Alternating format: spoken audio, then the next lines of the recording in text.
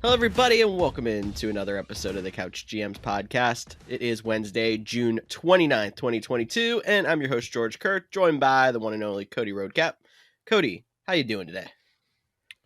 Doing great, George. It's July 4th week. We're getting ready to come up on the holiday. Traditionally, the slowest week in the NFL news cycle, and it seems to be coming true again this year. Are you kidding me? We have some amazing news for like 3 or 4 years from now to lead off. Just a little teaser that you'll get to in a second here because we are going to talk NFL news and notes. And Tyler's going to join us later in the show to talk early wide receiver rankings. We are doing 16 to 30 this week. We did 1 to 15 on last week's show, so make sure you go check that out if you missed it first. And you can also find our entire rankings for all the positions on thecouchgms.com. So you can even get a sneak peek and follow along with this show as we talk 16 to 30. Make sure you check out our social media channels as well. We're on Facebook, Twitter, and Instagram at the Couch GMs. Why don't we jump right into NFL news?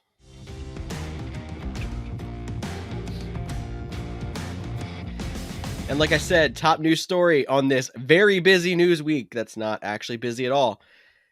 Big news for 2026 or 2027 potentially, and that is Arch Manning, is it Peyton or Eli's son? I'm completely blanking. Their nephew, I believe. Nephew? Nephew. So it's the other Manning. Yes. Either way, it's in their blood. Yeah, it's in their blood. But he committed to Texas to play his college ball. So as Cody put on our sheet here, potential number 1 pick in 2026, 2027. Very possible that he has dominated in high school. He could end up being that, but it's a long way to go. Texas is a big name school. We'll see how he does in the next few years. Yeah, for sure. And I said 26 or 2027 because it'll be interesting to see if they redshirt him or not, or let him play as a true freshman. I have a feeling they're going to redshirt him, so I think 2027 might be. I guess 2026 he could still come out as a redshirt sophomore, but 2027 probably makes a little bit more sense. But he is related to the Manning brothers, so he will for sure get drafted. And I wouldn't be surprised by that, season that we're kicking off. We're talking about him as we were Trevor Lawrence without even seeing something on the field. Hopefully we get to see a little product, little productivity.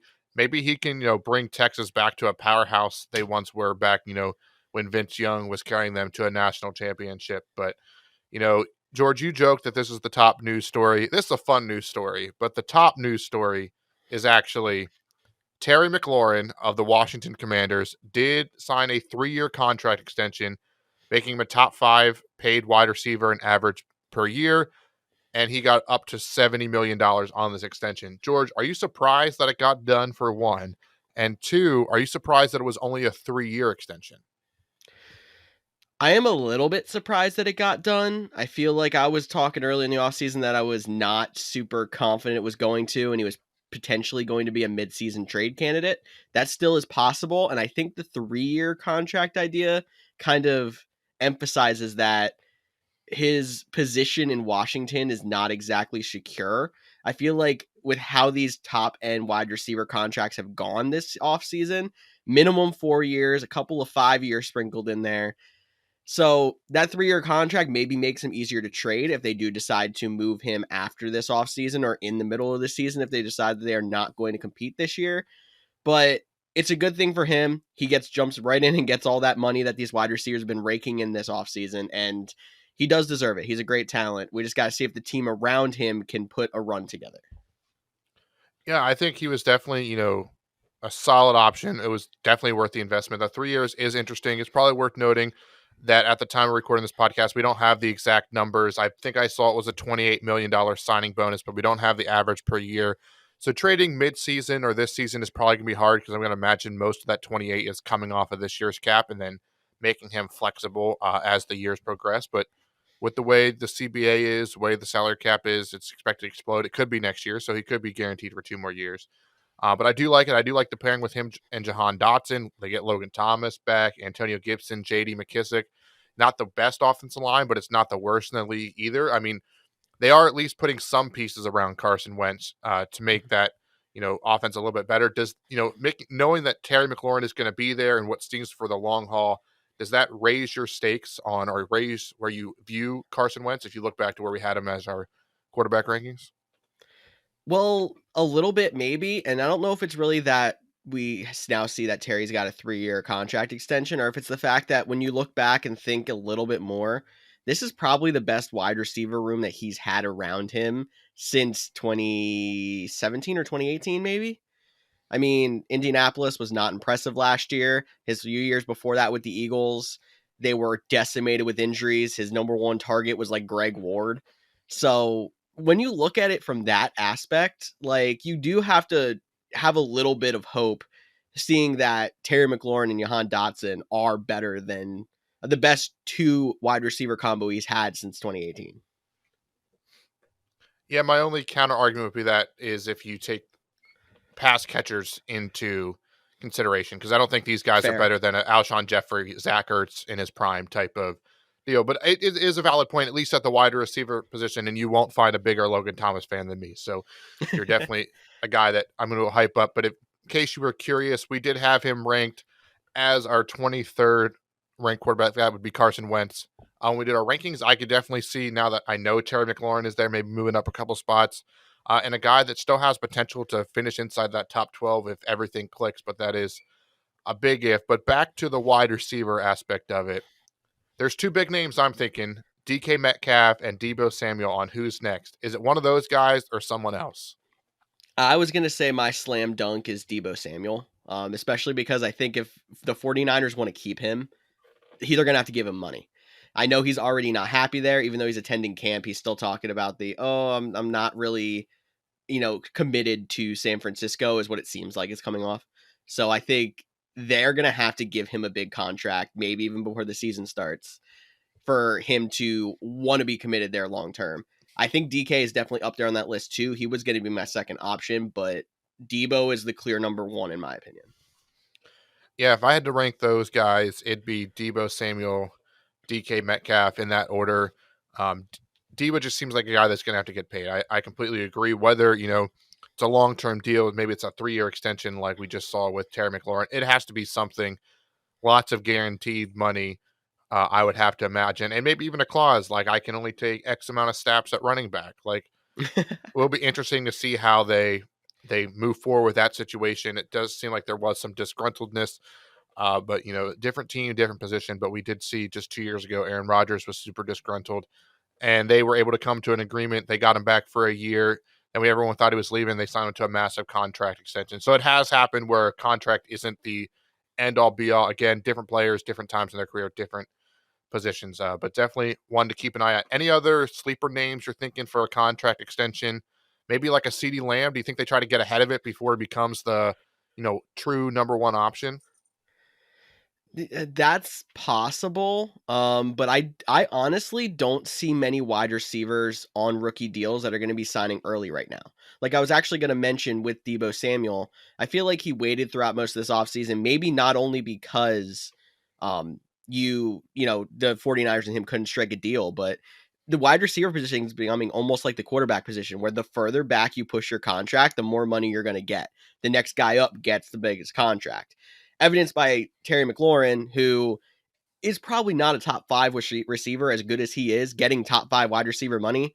So, yeah, maybe CeeDee Lamb is a good name. I'm trying to think off the top of my head of anybody else that might sign that deal a year early, but I don't really see people at the wide receiver position that are going to do that at this point because they're going to try to wait until next offseason and cash in not only on the increasing cap, but the fact that maybe they can get a couple other people getting big contracts in front of them so they can point and say, I want more than that money.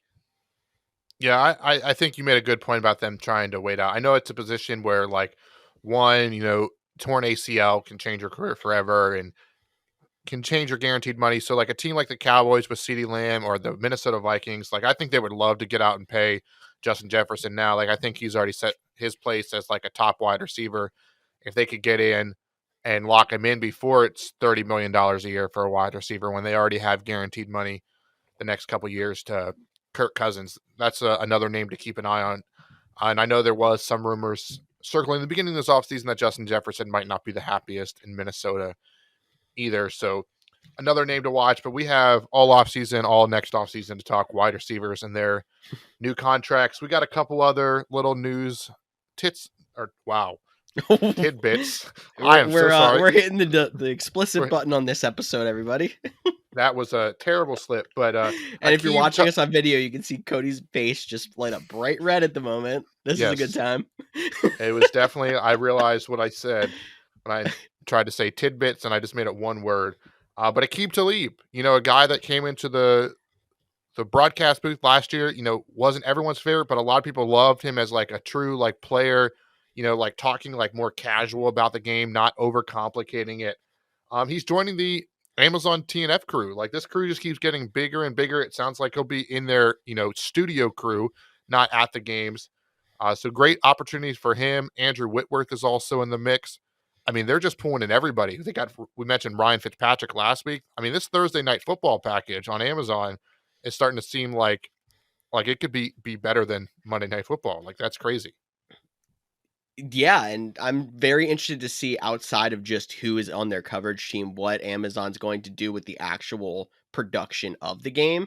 But that's something we can talk about when we actually get into the season and see a little sneak peek of that. But I like the move for Talib. I like him better in their studio team better than I did as him as a play-by-play announcer. I feel like he was a little bit much at times in that, but there's no doubt that he knows football. He knows the role.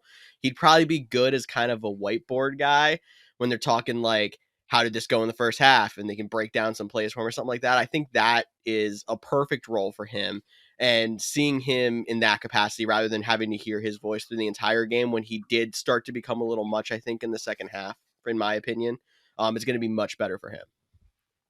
Yeah, I really enjoyed the Aqib Talib in the booth. So I mean, if he was back in the booth, if he somehow could swing a deal where he was working for TNF on Thursday and Fox on Sunday, I think that'd be fantastic for him. Again, this is a new deal too. We don't know all the details. I mean, Kirk Herbstreit's in the booth on Thursday and then on College Game Day on Saturday. So it's definitely possible to work for different networks doing different things. But I think, I like the whiteboard option. And I also think like he and Fitzpatrick it's just gonna be a fun combination of like their Yeah. like player banter. Like I think that'll be, something interesting. But one thing you did mention that caught my eye and intrigued me was, maybe some upscale in the production, something a little bit different. And I remember a couple years ago, like the NFL flirted with like the Madden angle hmm for Thursday Night Football. Like I hope they don't bring that back. Maybe I'm in the minority. Like I did not like that at all. But like, what is something in that production aspect that you're hoping to see? I mean, that's putting me on the spot. Let me just say I do like the use of the Madden angle camera, but not as a primary angle because it is harder to see certain things. You do get a little bit of motion sick, I think, at times when you're using that as your main angle. If you would ask me this question 2-3 years ago, the pylon cam is probably the greatest invention the NFL's ever done. Put two in the back But corner. yes, there's that. Um, So I'm gonna go out there and do something maybe a little bit ridiculous, but I think it's something that could actually help the NFL in the future, and it's something we talked about a little bit last year.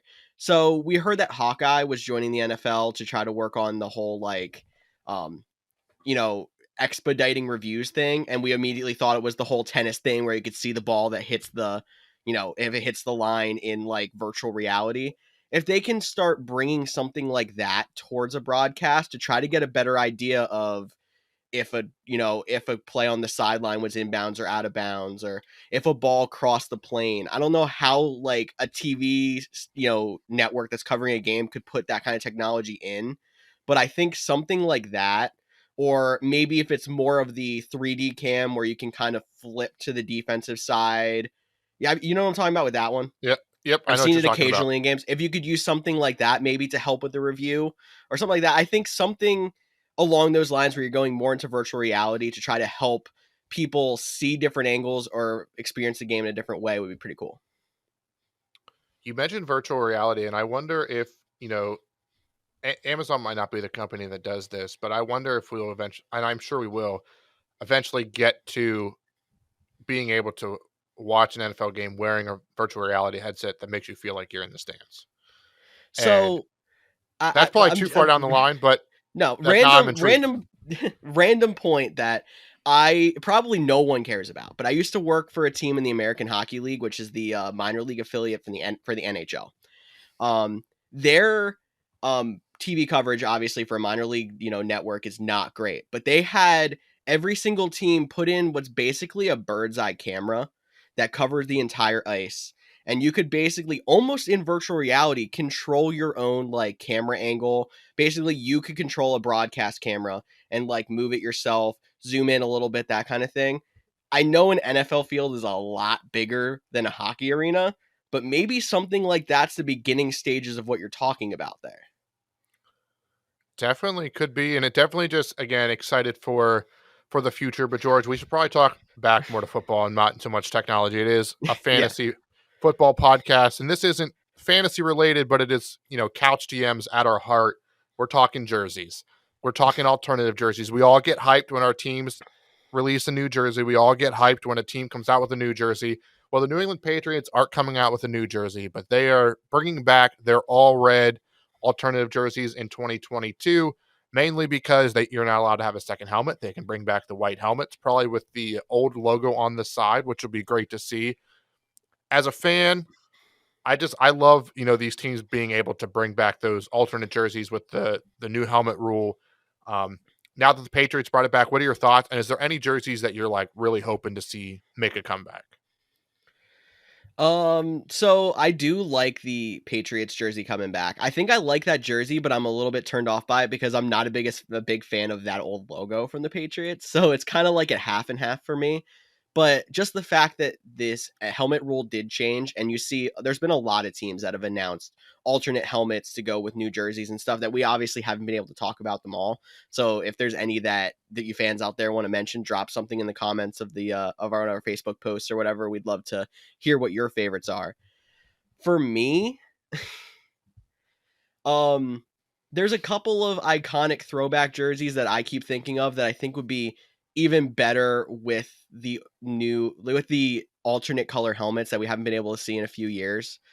Two of them that I'm thinking of, I know the Packers have some very, popular iconic old jerseys. I'm thinking the one with the big dot in the middle, was it blue Yep, and yellow? I blue and yellow, think brown helmets. seeing that with the old style, leather looking helmet, that'd be cool to see. As a homer, even though I'm not the biggest fan of the Kelly green, I'd like to see a traditional actual Eagles, old, retro Eagles jersey coming back sometime. And that's supposed to come back, I think, in 2023, if I've heard the Eagles brass correctly. But just in general, having more ability to have fun in what we have been called in the past the no fun league is going to be great. Yeah, and it's interesting. One of the ones that I'd be most excited for the team to bring back is your Philadelphia Eagles, but it is the blue and yellow jerseys. Oh, I liked man. them. I know a lot of people didn't. I really liked them. I thought they were unique. They were different. Um, so that's one that We could I'm. throw some Steelers bumblebees in there too. Nope, I didn't. I didn't like those at all. But I did really like the blue and yellow for some reason for the Eagles, even though I have no idea where those colors came from because I'm not a diehard Eagles fan. But George, we're actually going pretty long for this, light news segment. So let's just, which is becoming a recurring segment during our news part. But we're going to give our Deshaun Watson update. Just know this week his discipline hearing is officially underway. They had the first session on Tuesday. It's expected to take several days. They're just reviewing everything. I mean, there's a lot of stuff to review, go over, figure things out. And then the NFL is expected to give their ruling in the next couple of days. It could be out by the time this podcast goes live, and that's just the part of recording 12 hours before we launch. Or it could be, the Friday news drop. It could be early next week. But hopefully by the time we talk to you next, that Deshaun Watson suspension has been at least, you know, given out, and then we'll determine if he's going to appeal it or not. Yeah, and the appeal's the other big thing because both sides are going to have a chance to appeal after this is happening. So I'm hoping whatever ruling happens this week or early next week is the one we can stick with. It's obviously what we're going to use as the precedent when we go into our closer to the season rankings here, getting towards July. But I think the early speculation is it's going to be a long suspension. So I just want to mention here that Baker Mayfield had a football camp on Tuesday, and he was asked in a press conference if he could see himself starting for the Browns, and he said that the Browns have to reach out to start that conversation. So that relationship is still very torn, and I think for good reason for Baker. So a lot Yep. to be unpacked, not only with Deshaun Watson, but with the Browns quarterback situation in general. Yeah, and I think Baker was even, asked Tuesday afternoon, right as we were about to hit record about this, or made a comment on a news appearance, or someone reached out to him, and I think he came out and said both sides are ready to move on. So if Deshaun Watson Mhm. is suspended, for a year, suspended indefinitely, we've heard with at least a year, like this could be a very interesting suspension how it's ruling. Just a good, kind of plug for the couchgms.com. The rankings are being updated fairly regularly. Like I know George and I, we saw the indefinite thing. We've been talking about it. Like we think a season is legit, so we've dropped them all the way to our last spot in our rankings. Obviously, that's a fluent situation. If it changes, we'll adjust accordingly. But make sure you're checking in on the couchgms.com as your drafts are approaching and you see our most up to date player rankings. One last thing on this whole situation with Deshaun Watson, though, and this is just back to the Houston Texans. They have now been brought in at or filed some lawsuits against the same guy that's representing the potential victims of Deshaun Watson against the Houston Texans because of their involvement and thinking they had some cover up work. So even once Deshaun Watson uh, suspension or ruling comes in place, like this whole story, this whole situation isn't going anywhere, and it seems like it's going to be around the NFL news cycle for quite a while, unfortunately. Yes, it is, but I think we can cut it off there, and hopefully we'll have another update for you guys next week. But keep an eye on our Twitter. We'll do our best to keep you up to date as news breaks, and we can give you a little bit of an idea of where Deshaun Watson's going to land for next year. But it's time for what everyone's been waiting for. We're going to go wide receiver ranking 16 to 30 as Tyler joins us on the show. And yes, Tyler is back with us to talk wide receiver rankings. We're going 16 to 30 this week. If you missed 1 to 15, make sure you go back and check last week's episode. And you can check those rankings on thecouchgms.com if you're impatient while you wait for us to get to our rankings here. Kicking it right off with number 16, and that is Seattle Seahawks wide receiver DK Metcalf. So a guy who has kind of fallen down with the loss of Russell Wilson, but we know he is still a great talent. Tyler has him at 14. I am at 15. Cody, down at 21. Start us off here in our rankings. Dude, he didn't play well with Geno Smith last year. He might have Geno Smith again. And if it's not, it's Drew Lock. Again, this is nothing. This if you listen to last week, sometimes it's about how good you are, and sometimes about the quarterback you're playing with. And unfortunately, DK doesn't have the best quarterback to play with. So I think he has all the talent in the world. He is a little bit of a big play, deep threat, deep crossers type of guy, and relying on Geno Smith and Drew Lock to hit a bunch of those is a guy that I don't want to touch this upcoming fantasy season. Yeah, I mean, I hear what you're saying. However, look, I've seen backup quarterbacks come in and struggle time and time again in the NFL, even much, much better backup quarterbacks than Geno Smith. And a lot of times the issue is the fact that they don't have that rapport with players because, look, they played with the backups in camp and then they go into the season, they don't play for weeks and weeks, and then they step in and try to just immediately be good. Uh, it's nice to have a preseason under his belt with DK Metcalf, working with him, whether it's going to be Drew Lock, whether it's going to be Geno Smith. Either way, they should be able to build a rapport. And yes, I know that DK is known for his deep crossers. However, it's a different offense. They're not going to run the exact same playbook as they did with Russell Wilson. They can't, or it's just not going to work. Um, I think you're going to see a lot more shorter routes from DK. I feel like no matter who the quarterback is between Geno or Drew, they're going to want to go with the safer routes, the safer throws, which are going to be the shorter throws. And DK Metcalf is a really big body receiver who can just box somebody out and make the catch, kind of like a tight end can. And I think the guy that's really going to take a hit is Tyler Lockett. That's the deep play guy that I think is going to take the hit. I don't think DK is going to, single handedly win you any fantasy championships, but the guy is going to put up some points, in my opinion. He basically took the words right out of my mouth with the guy who's going to take the biggest hit is Tyler Lockett. I'm with you right there. And I'm going to go out there on a limb and say, I know there's a lot of talk about Geno Smith and how Seattle likes Geno Smith, blah, blah, blah. I don't see any way that this is not Drew Lock's offense unless something crazy happens with a trade or something like that.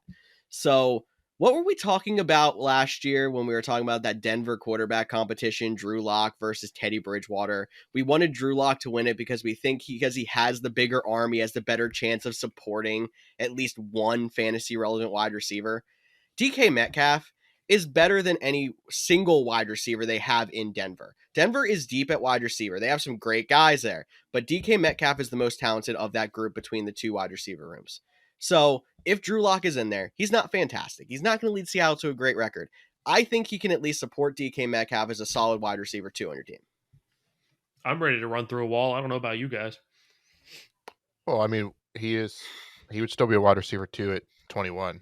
So he would still qualify as a wide receiver 2. So I think we agree to disagree on how high we'll take him. And I do just want to ask you guys this question because we're just going to kick off the show with some little debate here. But not fantasy wide. Like, where do you rank DK Metcalf in terms of wide receivers based on pure talent? Because I feel like you guys are a lot higher on him than I am. He's one of the more difficult wide receivers to just rank based off of talent because, like, I don't know. He doesn't have the speed of a guy like a Jalen Waddle or a Tyreek Hill. Have you He seen him run doesn't. down Buda Baker? That's fair. I hear you. But when you think just deep, streaky routes, like you can't catch him, he's not the guy you think of. He is a big dude, but you don't think of him, having the height advantage and taking advantage of guys like Julio Jones. You don't put him on the levels of like any specific thing, wide receiver wise, as any of the top guys. However, altogether, he's just a well-rounded receiver, and he can just make things happen. I mean, the he's frustrating because there's going to be those games where he does absolutely nothing. He is beatable, but at the same time, he's got the size and speed to break a game open, get 3-4 touchdowns in a game, and just drop your jaw. I mean, watch him run down Buda Baker. Watch the kinds of things he can do when his head's really in the game. Um, but he takes that binky out, starts yelling at players down the field, and gets in his own head. He's not the same guy. He's a very headstrong player. He's tough. He's a tough one to rank. I'll go ahead and roughly put him at about number 10. So I have him at 15 on my rankings. That's a little bit of a hit because of the quarterback and the system, but I think as a talent, he's better than where we have him at. Cody obviously doesn't agree with that, but for everything Tyler said, I agree. Like, he might not be the best at this, that, or that, but he's very high on the list in all of them, and that's why he has to be around number 10. Interesting. Yeah, I definitely have him lower. I not a huge fan of DK Metcalf. I think he's more of a one-trick pony than anything else. I'm very good at that one trick, but and he can make plays, but he is not a well-rounded wide receiver in my opinion. But it'll be interesting to see how the Seahawks, when they figure that out, because he's up for a contract soon too, to see if he gets some top of market dollars or if they can keep his payment down. But that's enough DK Metcalf talk. Let's move on to number 17, a guy, if you remember, all the way back to the earliest mock draft in humanly possible. I don't even think the NFL season was over. I think we were still mid playoffs, like Pro Bowl week for this. He was like a top 10 guy for us. Definitely pulled back the reins a little bit. But Jalen Waddle is at number 17. I have him 18. Tyler at 16. George at 20. Tyler, you're the highest, so kick it off as I talk to you mid-yawn. Sorry, guys. Been working much earlier than I'm ever used to. So if I yawn, it's not because I'm bored. I promise. I'm just not sleeping like I should be. No, Jalen Waddle, he's exciting. Like, I don't like Tua. I don't think Tua's that great. If it wasn't for the fact that Tua was his quarterback, I think Jalen Waddle would be in the top 10. Yes, they have Tyreek Hill now, which I get it. That's going to make you think, well, look, Tyreek's going to steal some snaps. He's going to steal some catches. So Waddle's going to suffer. I don't think he is. I don't think Devontae Parker was doing anything to draw coverage off of Waddle last year. Tyreek Hill will. His name alone is going to be like, hey, we've seen what happens in Kansas City. We need to have 2-3 guys on Tyreek Hill at all times. And yet Jalen Waddle is, almost just as fast. He's still quick. So that's going to leave a lot of coverage open for him. I think he's going to be able to make some big plays. I think it's going to be Um, Potentially one of those, is it going to be a Waddle game? Is it going to be a Hill game? Which I hope it isn't. It'll get really frustrating. But, I think Waddle's potential alone and the fact that he can win you a week on any given week makes him high enough for me to have him at 16. And I'm the lowest on him, I think partly because of that. Could it be a Hill? Could it be a Waddle week? And I'm worried that those two are going to have to get their points in a similar fashion. One, because of the quarterback situation, but we know Jalen Waddle broke a rookie record for receptions last year and was very good with the ball in his hands after the catch. And that's exactly what I said Tyreek Hill needed to do to get his points this year. So I have him at 20. I definitely think he's a wide receiver too, but I'm worried because I don't know if there's enough to go around in that fashion, in that passing game, to get Jalen Waddle to the next level above where he was last year.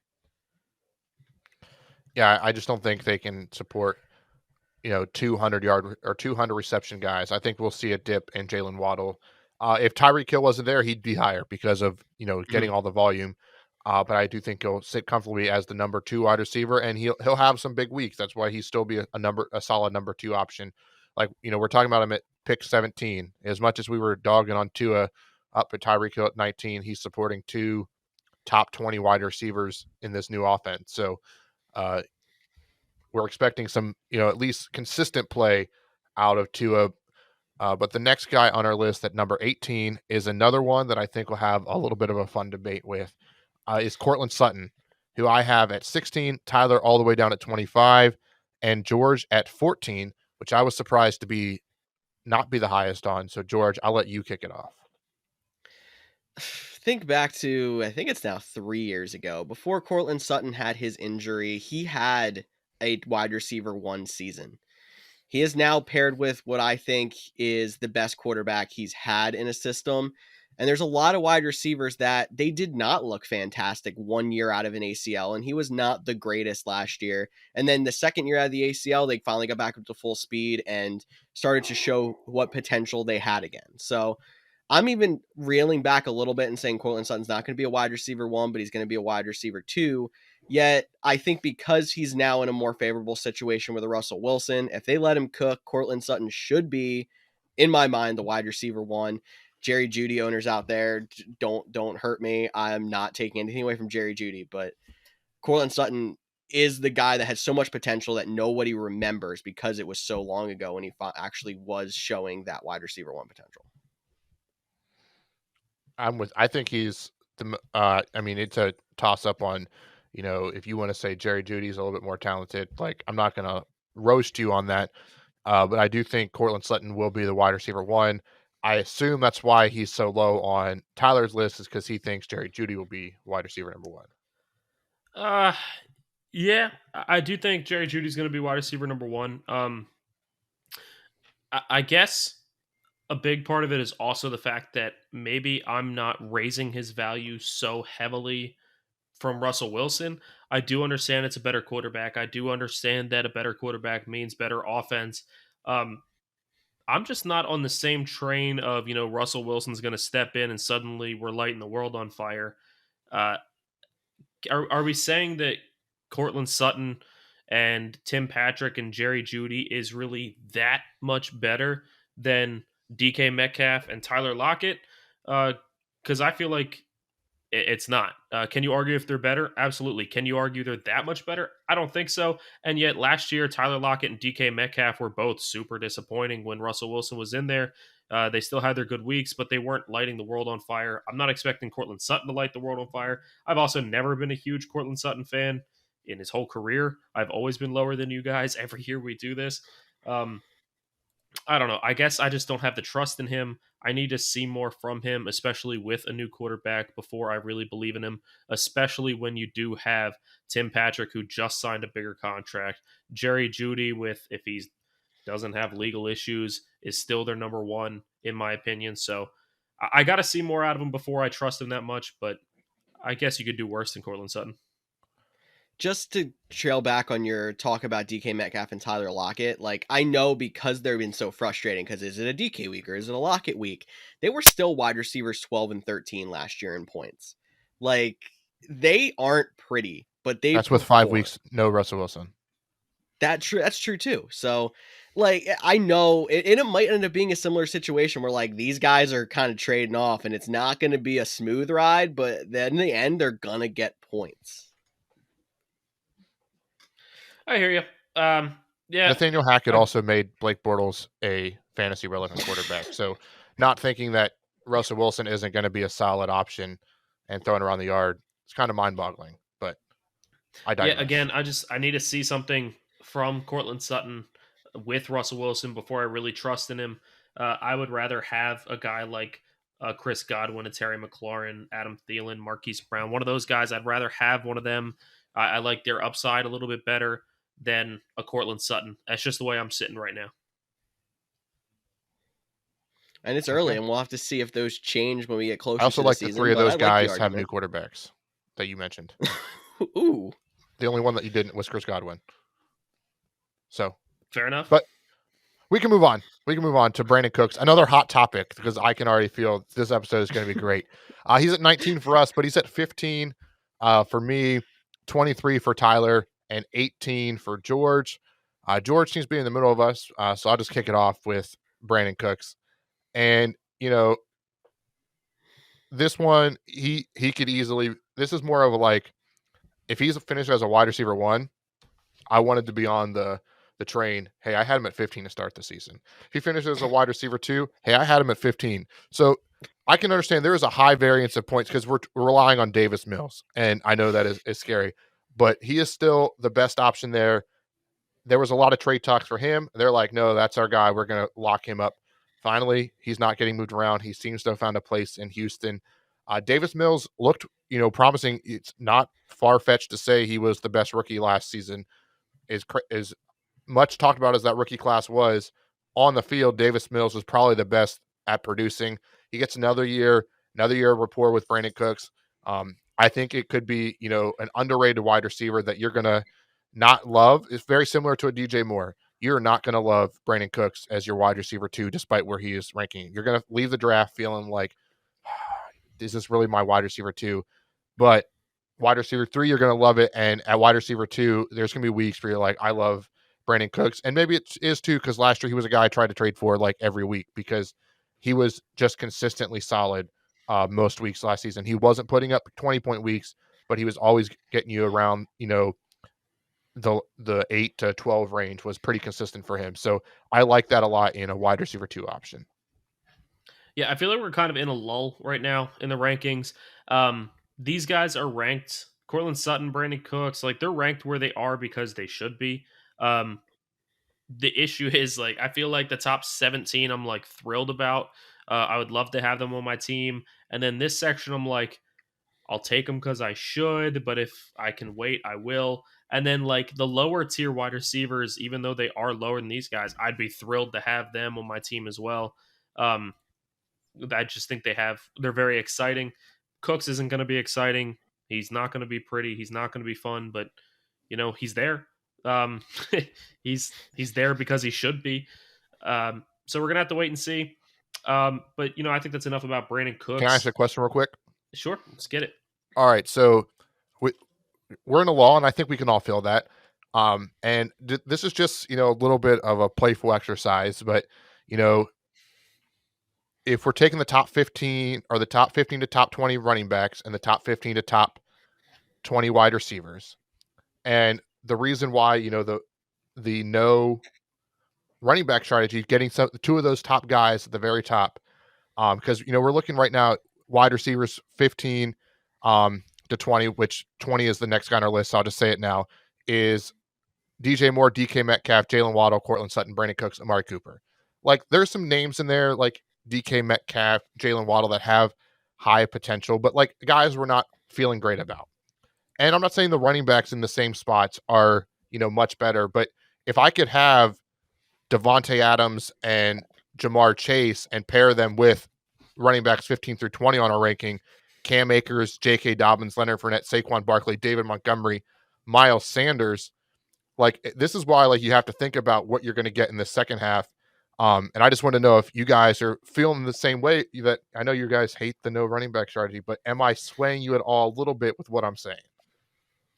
No, because if I'm looking at wide receivers, I'm looking at potentially getting a Chris Godwin, Terry McLaurin. Um, Even if we're just talking right above that with an AJ Brown, DJ Moore, DK Metcalf, those guys. If we're talking about getting one of those guys in the middle rounds, um, to be my number one wide receiver, I feel more comfortable than taking two good wide receivers and then taking my number one running back being a guy like Cam Akers, J.K. Dobbins, Leonard Fournette. Like, I am not happy about that at all. I feel like I can replace a good replace a wide receiver. Our wide receivers are so deep. I mean, we made our list of running backs down to 50 or 60, sorry, but by the time we get to like 40, we're naming guys that are going to be on free agency. We made our wide receivers out to 70, and I honestly do feel like we could get it to like 60 and it'd be a starting caliber wide receiver at some point in the season. I guess, long story short, I just feel like the wide receivers are more replaceable during the season than running backs are. You might have a better like start of the season team if you go no running back theory. You might have a better draft, but playing the waiver wire, I think it's going to be a lot easier to have a good long term team not doing the no running back theory. Yeah, and I'm kind of with Tyler here on this too, because while I would not hate having a running back in that tier that you're talking about as a running back 2, I do not want them as a running back 1.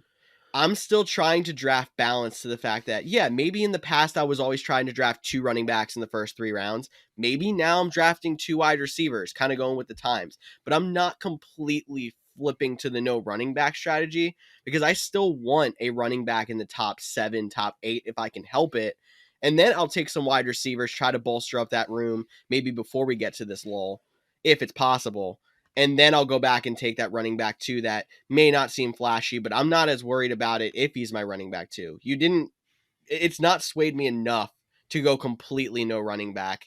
I still think it's too risky of a strategy. And as you showed last year, it does pay off sometimes, but I think the payoff rate for a balanced draft strategy is probably better than the no running back still.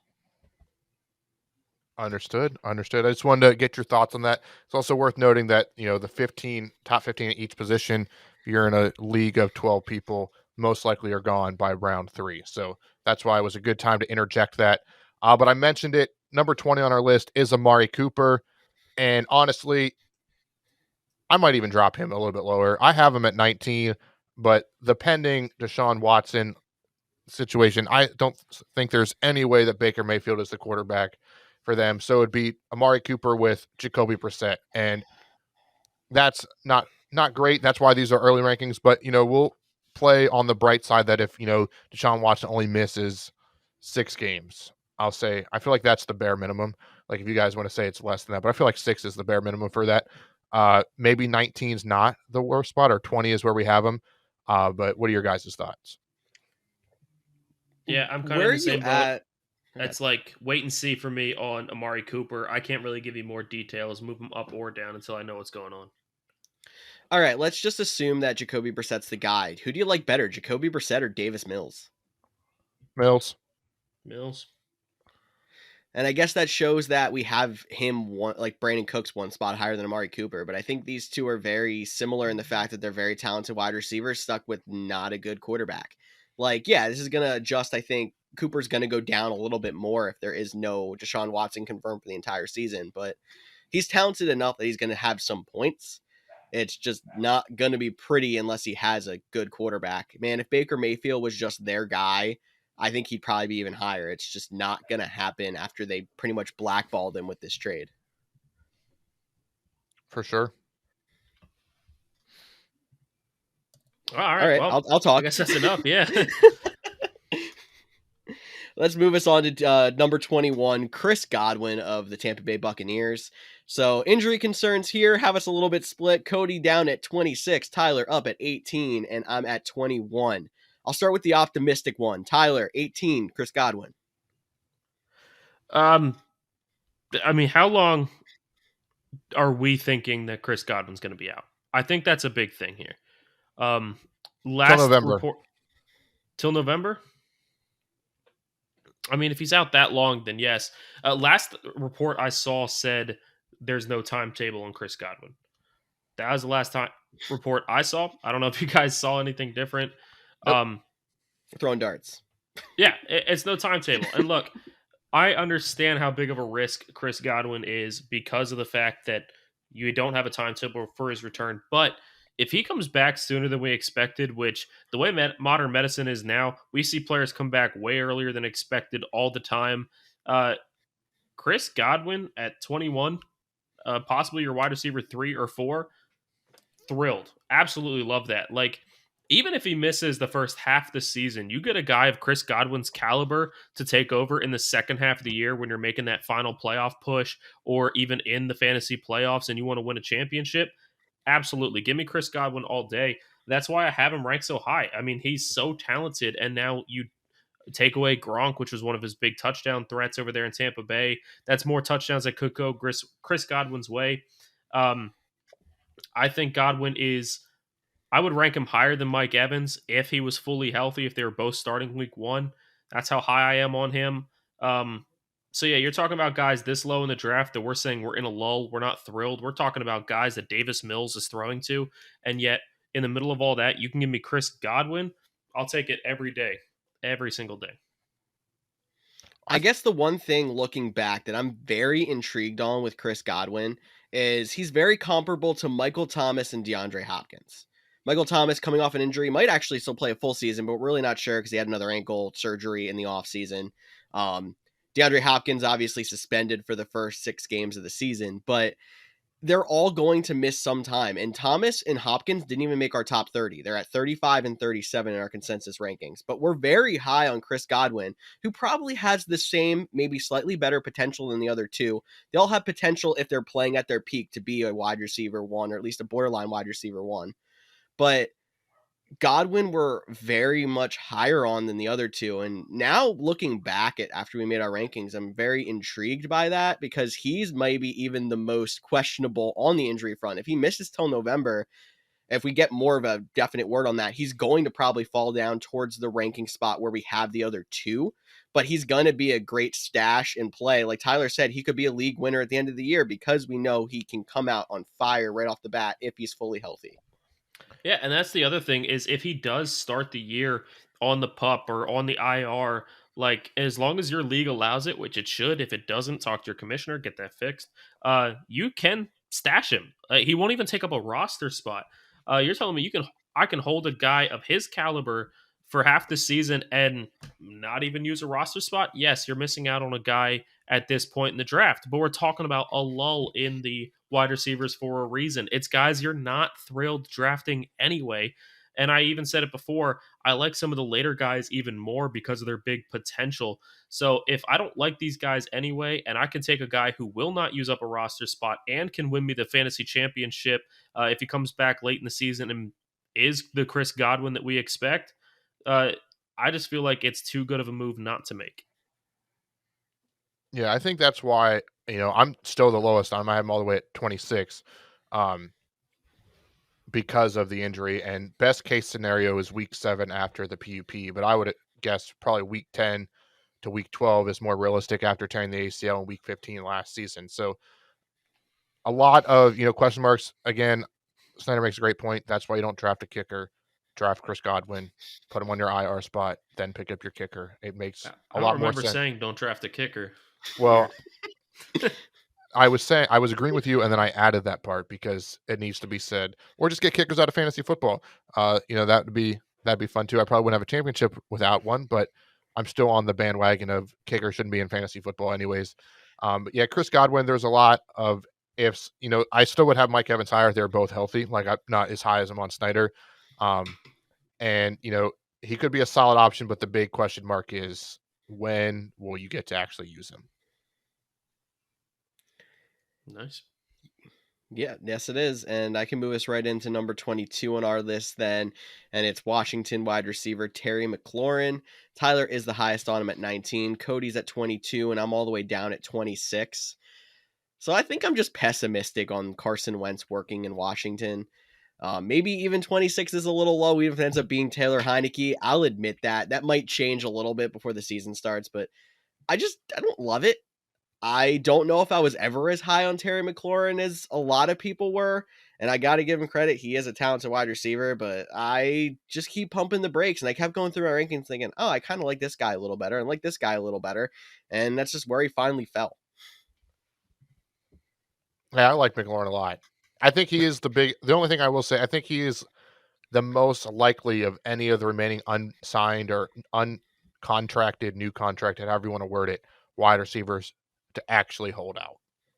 If any of them was going to do it, I would bet, not real money because I don't do that, Terry McLaurin would be the guy that would hold out. I know it's a lot more difficult now with the new CBA and how much money they actually lose and that kind of stuff, but I wouldn't be surprised if he misses the first week of training camp or he misses, sits out a game or two or, something like that until he gets, the new contract, which he should, but they also drafted a guy in the first round that could eat into some of his snaps and is, the highlight of OTAs for the Washington Commanders.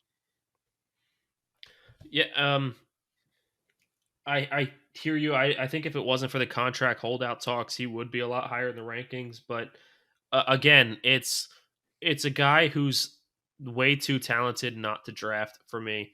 Um, Last year even seemed like a down year, but he ended up finishing with almost identical fantasy points as he did to the year before in 2020, and he was still a high draft pick last year. Um, Averages close to 10 points per game every season. And he always has the potential for even more than that. He's such a talented wide receiver. I wish Washington would use him the way that they should. They never really seem to. He seems to fall apart at some point during the season because the offense just stops being able to play. Um, but yeah, I do think the contract is an issue. But if you have a guy who has this much talent, this much potential, this high of a ceiling, this late in the draft, whether he holds out a few weeks or not, it's still worth it. I'm taking him. Yeah, I, that's a I, good argument. And yep. I was going to say I agree. It's a good argument. And another guy that might be a fun argument on the show is who we have at number 23. The new Arizona Cardinal, Marquise Hollywood Brown. I have him at 20, Tyler at 24, and George at, I lost my spot, 25. There we go. So I'm the highest on him. And I think part of the reason I'm as high on him is because we mentioned it a couple minutes ago, but DeAndre Hopkins is guaranteed to miss 6 weeks. So he is going to be a guy, he's reconnecting with Kyler Murray. So it isn't a true new quarterback. It's similar to the Devontae Adams and Derek Carr. They played together in college. It's been a few years since they've played together, but they at least have, some chemistry. We'll see if it's as easy as riding a bike to get back into it. Uh, that was a terrible joke. I'm so sorry for everyone out there listening that I just dropped that. I feel I'm embarrassed. I'm not going to lie. Big playability. They give him a first round pick for him. They talked about that they want to make him a part of their future. So I think they really like this guy, and he's going to be a big part of their offense. Man, you should be embarrassed about that joke. You should be even more embarrassed. You have him all the way up at 20. Not really. No. Honestly, if we were doing first 6 week rankings, I'm right there with you, or maybe slightly higher. I am a little lower because of that DeAndre Hopkins coming back. While I think he's still going to be good, I don't know if he's going to be amazing. So he's right there on that borderline wide receiver 2 to flex for me. Big playability. He's only really put a complete season together once in his career, but I think he's going to be at least a little more consistent than he was in Baltimore. Just worried about him being a wide receiver 2 now instead of a wide receiver 1. Yeah, and Cody made his jokes earlier in the show saying that, oh wow, you say you'd rank him above Cortland Sutton, but he is a new quarterback too. I have him one spot above Cortland Sutton. I wanted to say it earlier, but I wasn't trying to ruin the rankings. I have him 24. I have Sutton 25. If I'm choosing between the two, it's honestly a coin flip, but I'd rather have Marquise Brown just because I really don't like Sutton. But Marquise Brown, he's young. He's got that potential. He has had an up and down career so far. It is going to be interesting to see what he does with a new quarterback, but I think he's going to be okay. I think he's going to have a decent season. I'm cool with him as a wide receiver 3. He's still not a guy that if I end up with him as a wide receiver 2 because I went way too running back heavy, that I feel thrilled about. I understand. I mean, he is still ranked as a wide receiver 2 for you, and it's also worth noting that he's going to a guy that, a more of a pass friendly offense. say what you want about Lamar Jackson and his throwing ability, but it's been well noted around the league. That's one of the reasons, Marquise Brown asked out of this offense is because it's not conducive for wide receivers to put up points. He was a first-round pick. He has talent. So we might see a Marquise Brown that we haven't seen before, a more consistent guy playing in a more wide receiver-friendly offense. So he's one of these guys here in this range that I think I'm excited about because there is top wide receiver potential. Not saying I predict him to hit it, but if you told me by the end of the season he was in the top 12, I wouldn't be surprised. Yeah, it's very possible, and we'll have to see how the split breaks out, not only before they get back DeAndre Hopkins, but after. I'll move us on to number 24, and that is Minnesota wide receiver Adam Thielen. So I have him all the way down at 27. Tyler's up at 20, Cody at 23. Since I'm the lowest, I guess I'll start here. I said it in last week's show how Justin Jefferson, he is number 2 on our consensus list. He's number 3. I think there's a small jump for him to be had. And Adam Thielen, I think, is starting to come onto the downswing a little bit. Obviously, he's still fairly high on our rankings, being at 24. 27 still a solid flex option, but I don't see there being much of a gain in passing yards or passing touchdowns in an offense. I think Jefferson gets a slight uptick and Thielen gets a slight downgrade. Yeah, I mean, I don't have much else to say. I really like Thielen. I think he's like a solid, reliable, again, a consistent, wide receiver that will get you the 8 to 16 point range. I don't think you can expect, too many 20 plus point weeks from Adam Thielen, but I don't think he's a guy that's going to bust too often either. Yeah, I mean, look, since 2017, he's averaged 9.3 points per game, 12.1 points per game, 8.4 points per game, 12 points per game, 10.2 points per game. Um, that is a picture of consistency, in my opinion. You're talking about, very late wide receiver 2 or early wide receiver 3 rankings. And if you're talking about a flex player that you can almost guarantee is going to get you about 10 points a week, like, I'll take that all day. That's consistency. I think one of the big misconceptions with fantasy and one of the biggest downfalls is people spend too much time looking for the home run guy. And trust me, I know how exciting it is to go into a fantasy matchup and you're watching your guy and he puts up 35, 40 points on some ridiculously big week, or, he puts up a few weeks of 20 plus.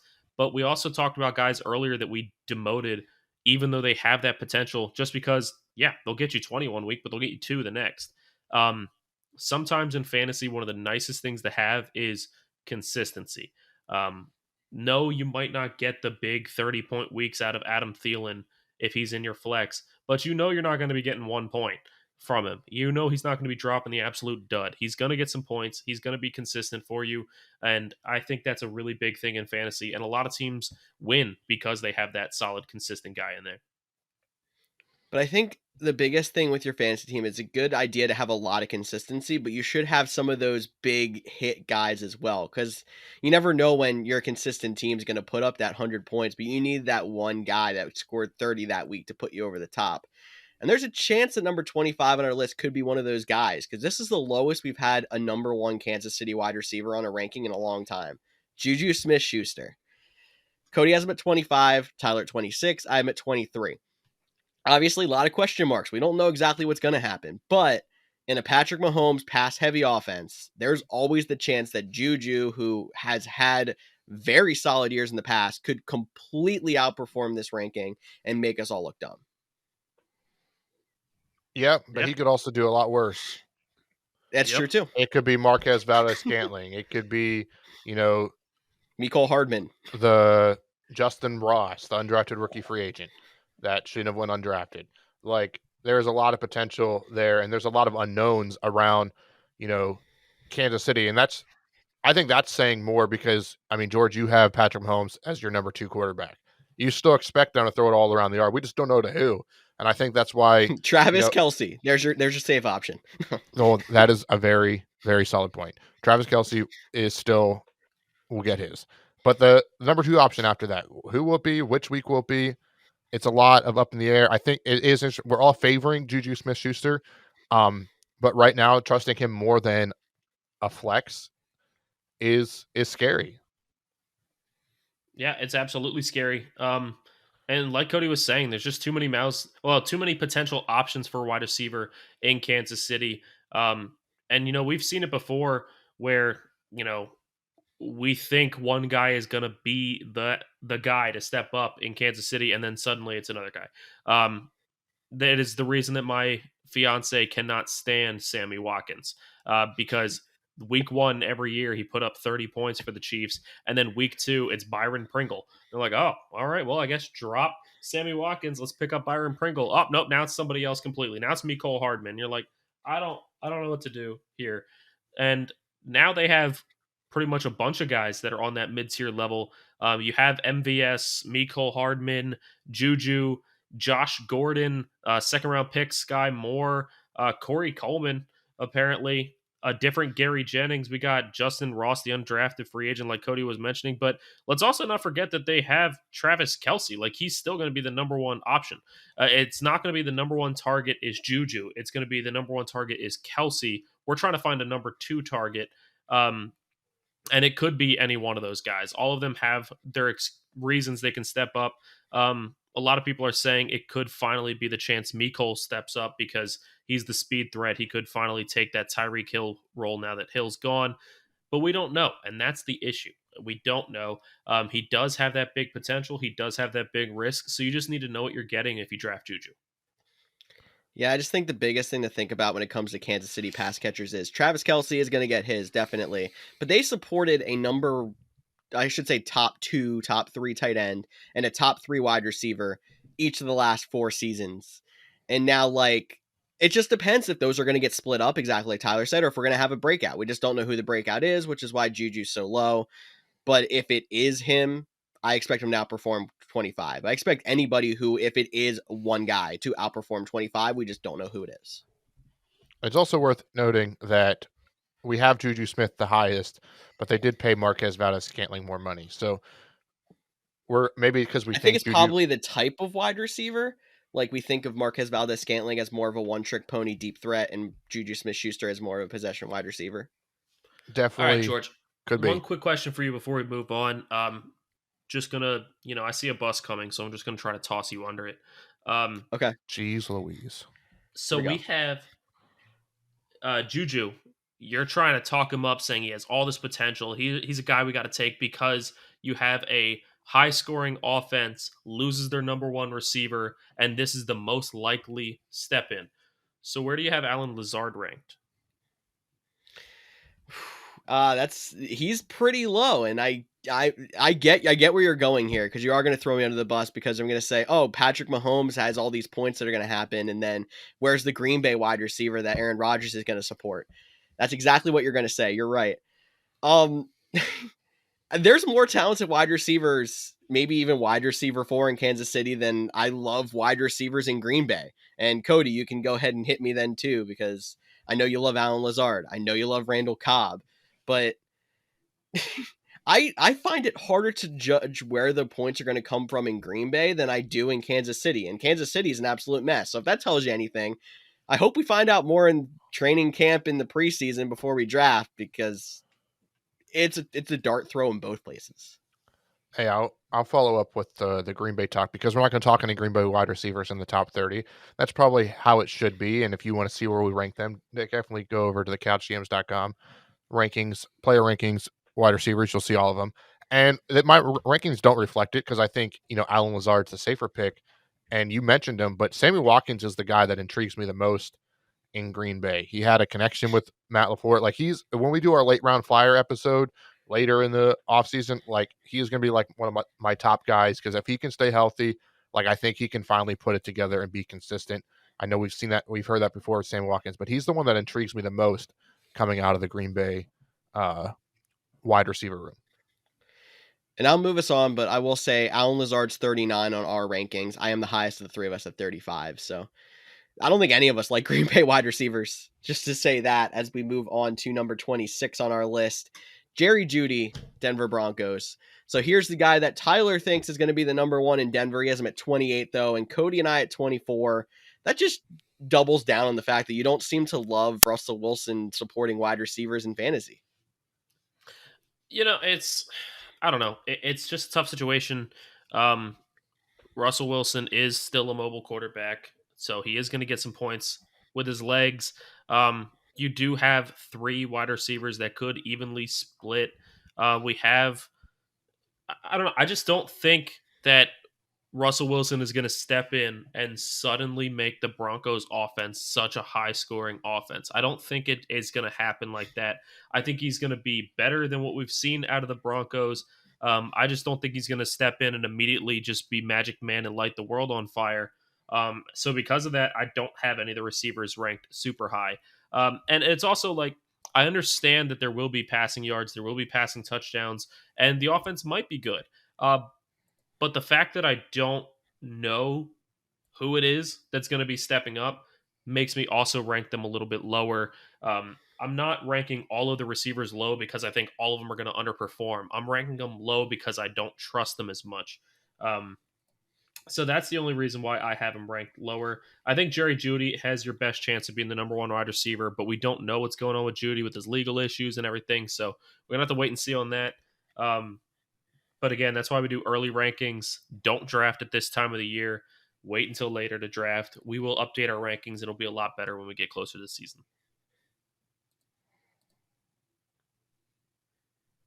Cody's not gonna talk Jerry Jeudy, so I guess I will here. Yeah, I mean, I think even if he is the wide receiver two to Cortland Sutton, he's still going to be a solid wide receiver. I'm definitely higher on Russell Wilson than you are, but I've always been the person that says that Denver was a quarterback away from competing for a championship because I like their wide receiver core, I like their running backs, I like their defense. So I'm obviously, I guess, the skewed party of the two of us. Anything to add, Cody, before I move us on to 27? No, I mean, I don't really have anything to add. I think, we kind of hit on this when we talked about Cortland Sutton too. Um, and I just circled back to the Russell Wilson debate. Outside of last season where he missed 5 games with the finger injury, he has been a top or quarterback one, top 12 fantasy quarterback every year since 2012, and he finished 15th last year. So I guess I'm missing the disconnect on where you don't think he's going to come in and make the passing offense better. But I guess that's one of the things that we'll have to keep an eye on throughout the whole season. I didn't say he's not going to make the offense better. I did say he's going to make the offense better. I said I don't think he's going to come in and light the world on fire. I don't think he's going to suddenly step in and the Broncos offense is going to be a top 3 offense. That's what I don't think is going to happen. Well, I don't think you need to be a top 3 offense to support a top 20, top 24 wide receiver. Like, is the Dolphins going to be... We're talking 2 top 24 wide receivers, just to be clear, but yeah. Okay. Do you have more faith? Okay, we're going to go on a tangent here, but that's okay. Tua, we have 2 wide receivers ranked a lot higher with Tua than you do with Russell Wilson. You actually have both ranked higher than either of Russell Wilson's number 1 options. Yeah, because it's not just the quarterback. I mean, it's not. We've seen players on teams with horrible quarterbacks do amazing before. And if I am being 100% honest, I'd like Jalen Waddle and Tyreek Hill, skill wise and wide receiver wise, better than I like Jerry Jeudy and Cortland Sutton. That's fine. I can understand that. But if you take the whole offense together, Dolphins, Broncos, who finishes higher? Rankings. I honestly think it's going to be close, but Broncos probably will edge them out. Interesting. George, Broncos, Dolphins, who's higher? Broncos. Perfect. Well, George thinks the Broncos are going to win the Super Bowl, so he did say that. I will agree with you on that one. I won't lie. Different. I did. I'm a little surprised. I told you he I was plays the in the same biased party, division as the apparently. Chargers, so he's going against his own team, picking a division rival to win the Super Bowl over his own team. We have not made Super Bowl predictions. I just said I thought the Broncos were a quarterback away from being a Super Bowl contender. I have no idea where we're on the list, so I can't transition to this because 27 on the list is. I was also going to say the Broncos, like, another reason why I have them lower is you can't forget the amount of mouths to feed in that offense. No, I don't think that, Alberto is really that fantastic of a tight end, but he is an option. But it's not just the top 3 wide receivers. They do have second-round pick KJ Hamler still as well. And then, look, they have the legend, the fantasy god of a few years ago, Travis Fulgham, there as well, who could steal some points. So uh, I think Dolphins, it's a 2-man race, where Broncos, it's a 4-man race. It's another reason why I have them ranked lower. But I think that's enough Broncos talk for today. I'll back off. You lost me at Fulgham, but if you would have mentioned the running backs being better than Miami, I would have backed you up. Travis Number Fulgham, man. 27. Number 27 on our list is not Travis Fulgham. It is Amon-Ra St. Brown of the Detroit Lions. Cody has him at 27. Tyler at 29. I'm all the way up at 22. Tyler, start us off. You're the lowest on Amon-Ra St. Brown. You know, it's Lions. Just that's It's your boy Jared Goff. Come on. Look, Jared Goff is a fantasy god, and he's still better than Matt Stafford. But other than that, no, it's the Lions. And if it wasn't the Lions, I'd rank them higher. I think the Lions are going to have a better season this year, but I don't know. I don't think I don't think I can trust a Lions player other than maybe DeAndre Swift and TJ Hawkinson. Like, those are the really only two that I feel confident rolling with. And even them, like, every now and then you're like, I don't love the play this week. But I think St. Brown is going to be your best option wide receiver wise for the Lions. It's just, I guess it's more of a consistency thing for me. Um, Same reason I can't eat most food. It's the consistency. Uh, That was I, worse than because my that was bike that joke. was a better joke. That was a better joke. That was worse Come than on. my bike joke. That Thank was you not for taking worse. the worst joke title away from me. this episode is off the rails. Oh god. This episode is sponsored by dad jokes. No, I just think at this point in the draft, I could really flip a coin for a lot of these wide receivers, and he just lost the coin flip for me. That's all it is. But I still don't think he's bad. I still think he's a young receiver with a lot of potential. So um, I've said this 1,000 times on these rankings, but could do worse. Yeah, I mean, I have him at 22 in my rankings. He was 21st in points last year. They added Jamison Williams, who's going to miss the beginning of the season with injury, all more than likely. And when he comes back, I don't know if he's going to get the rapport with Jared Goff as quickly as Amon-Ra St. Brown did, or he's already, like, Amon-Ra St. Brown's are going to have another, season and a half under his belt with him. So I think, like, keeping him right around where he was last year on my rankings makes sense to me. I get why you guys could have dropped him, but if Detroit's improving and St. Brown is regressing, I don't know if I quite understand. Mine is just more of the thought that Jamison Williams won't start the season on PUP and will be a part of the offense a little bit more, a healthy TJ Hawkinson. But I still really like Amon-Ra St. Brown. And don't get me wrong, like, we're at 27, and I know it feels like we're, like, throwing darts at this point, but if you're in a 10-man league, like, we haven't even got enough for every team to have 3 wide receivers, which they'll need. So, like, these are still very valuable wide receiver options. And it gets worse if you're in a 12 or a 14 team league. Like, some of these will be your starting option just because on the amount of players available. And so Amon-Ra St. Brown, he won you a championship last year. So the guys that won a championship with him or made a deep playoff run with Amon-Ra St. Brown, like, he might get overdrafted. He might go higher than 27 because that's just how the fantasy world works. Just know where he's at, where his value. They traded a lot to go get Jamison Williams. And if he's healthy, take that into consideration. Again, I'm not saying that I'm flipping a coin on these guys because I think they're all just terrible and I'll just take whatever the dart hits. I still think they're good wide receivers. I just think their talent level and potential level are all very similar.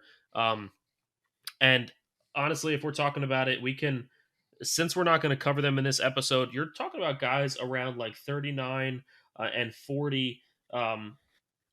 You got guys like DeAndre Hopkins, yes, missed 6 weeks, but again, another solid late season guy. Hunter Renfrow, Tyler Lockett, Robert Woods, Chase Claypool. Like, you're talking about some potential really good receivers, some potential number one receivers for your team by the end of the season based off of how they perform if all works out for them. So if you get to this point in the draft and you don't love these guys, I'm cool taking a tight end, taking a running back. Maybe you haven't even taken your quarterback yet because you're probably me or George who wait till the end of the draft. Maybe this is where you take them. I don't mind not taking one of these guys and taking one of those later guys because of the potential that they have. Yeah, you're basically putting receivers in a tier and saying, if I get anybody in this tier, I'm cool with it. Not necessarily in that specific order. I got you. But someone you have a little bit higher, maybe in one tier up, is our number 28 on our list, and that's Pittsburgh wide receiver Deontay Johnson. He shakes his head. He has him up at 22, Cody at 29, I'm at 28. So not really much higher on Deontay Johnson. Well, no, how we let this happen? Like, we all know that I don't like Deontay Johnson. We all know that I'm lower on him than you guys every single year, and yet, like here I am as the highest person on Deontay Johnson. How did that happen? I knocked him down a couple of pegs because of quarterback situations, honestly. I mean, I Same. know the man is talented. When he is catching the ball, he's going to rack up a lot of PPR points because he's probably still going to get a decent amount of targets. But I would not be shocked if this offense went more towards the run with Najee Harris, even though I still don't even really love Najee Harris. I think just the offense in general is going to take a step back. I don't know if it can take much of a step back from what it was with aging Ben Roethlisberger. Like, no offense, like they have to be a little bit, at least stay the same. And I think there is the quarterback issue with Deontay Johnson. Whether it will be Kenny Pickett, whether it will be Trubisky.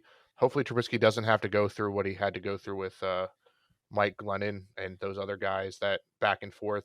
They were 2-0 and then they still benched him and all that. Hopefully he gets a chance to prove himself. And it's just, I think both those guys though too, like Deontay Johnson made his living the last 2 years catching short slant routes, and making plays after the ball, which he can still definitely do.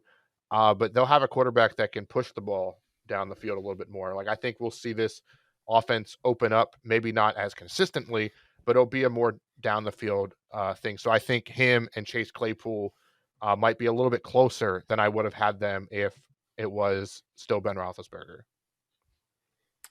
Yeah, I mean, yeah, it definitely depends on who the quarterback is. I mean, it could definitely change based off of who's going to be the favorite. I mean, Kenny Pickett could step in and be like, you know what, I'm a Chase Claypool guy and throw to him a lot. Or he could step in and be like, Deontay Johnson's my guy and go to him. However, Deontay Johnson averaged over 10 points per game last season. And like Cody said, it was an aging Ben Roethlisberger. I don't think either quarterback can step in and really be that much worse than Big Ben was last year. And yet we had a guy like Adam Thielen ranked all the way up at 24, who also averaged around that. And now we have Deontay Johnson down here at 28. Like, I feel like they're around the same player, around the same level. I don't think he's as low as you guys have him ranked because you have him ranked a lot lower than I do. I agree with you. I have Thielen at 27 and Deontay at 28. You agree that they're around the same player. You just have them both ranked low. And also, Yeah. yes, the new quarterback might step in and not like him as much as Big Ben did, but even if his targets go down a little bit, he's still getting a ton of targets. He was third in targets per game last season, tied with Devontae Adams. Only person who had more targets per game than Deontay Johnson was Cooper Kupp last year. So I don't feel like he can just go from being top 3 in targets per game to just suddenly barely used. I don't think he can take that big of a step down Like he even did 2 with a new years ago quarterback. when he Like, couldn't catch. well, that wasn't targets per game, that was drops per game, but even then, he was still getting the ball thrown to him way too much, which is why I didn't like him 2 years ago because I was saying, why are they throwing at him 10 times a game when he drops 8 of them? Last year, he figured out how to catch some of them. But no, he's got so many targets. He's such a big part of the offense that they're going to find ways to utilize him. I don't love Deontay Johnson. I don't think he can catch that well. I still probably won't draft him, even though I have him ranked at 22. But I just don't think I can have him down near the 30s with how heavily used he is in that offense. So Tyler's going to buy Deontay Johnson a jugs machine for Christmas and hope that he comes back and catches more of those targets next year. Do you know, But I like, think 3/4 of the season will be over by the time Christmas hits? Like, I think he wants to do it it as was like a an early Christmas just gift.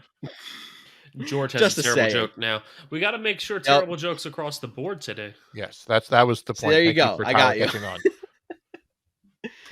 But we All got right. 2 guys left. Let's just talk about them both at the same time because I feel like they're very similar in play style and where we have them both with second-year quarterbacks.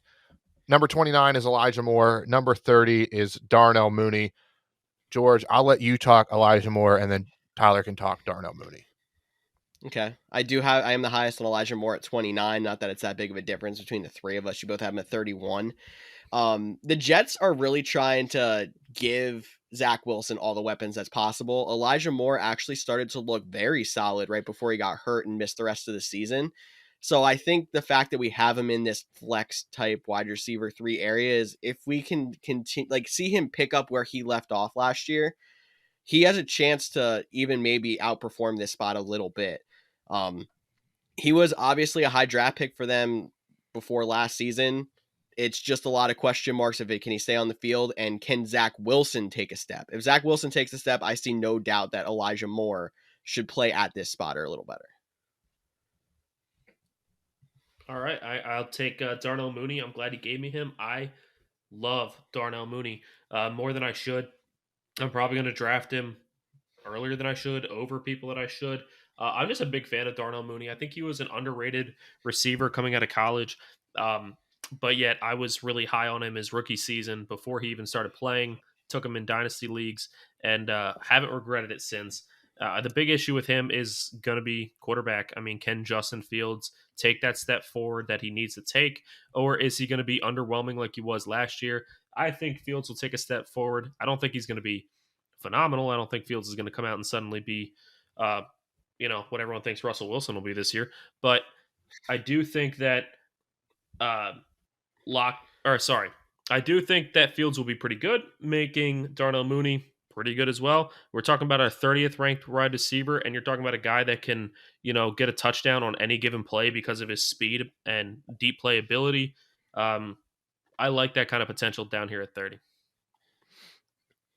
Yeah, I don't want to sound like a Packers fan, but I think the Bears are going to suck this year.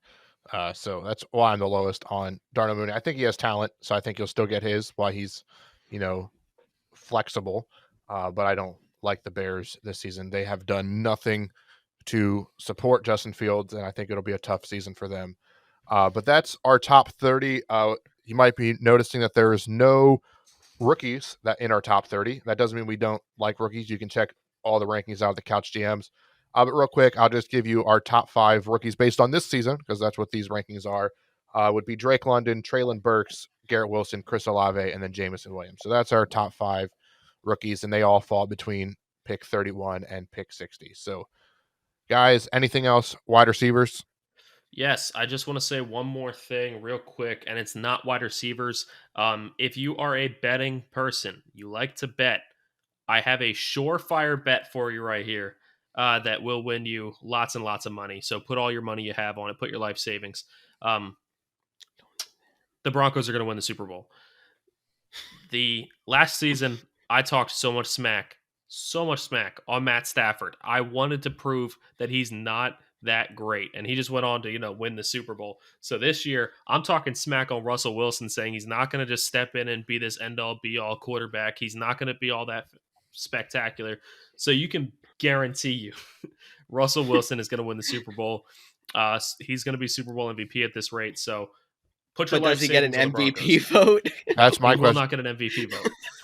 Just in case you haven't heard, Russell Wilson has not got an MVP vote.